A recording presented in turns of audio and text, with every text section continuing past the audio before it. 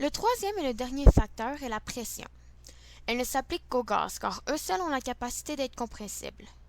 Un bon exemple serait un canot pneumatique, qui quand serré n'est pas gros, mais une fois la poignée tirée, tout le gaz à l'intérieur se décompresse et le canot gonfle.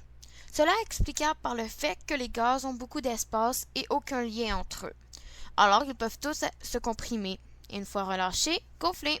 Si on prend la formule CH4 est égal à C plus 2H2, il est important de savoir que pour la pression, les coefficients devant chaque terme d'une équation représentent une quantité de mol.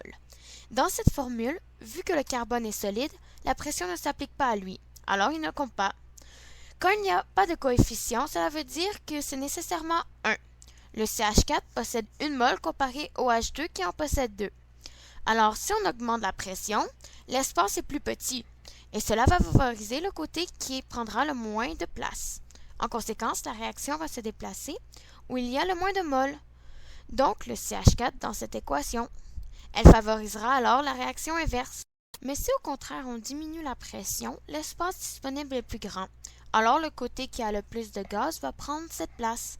La réaction va plutôt se déplacer où il y a le plus de mol, donc le H2. Cette équation va donc favoriser la réaction directe. Voici qui conclut la deuxième partie de l'équation chimique, les facteurs qui l'influencent. Cette vidéo a été réalisée par Aurélie Laperrière, puis enregistrée par Robin et Aurélie Laperrière. Merci et à la prochaine!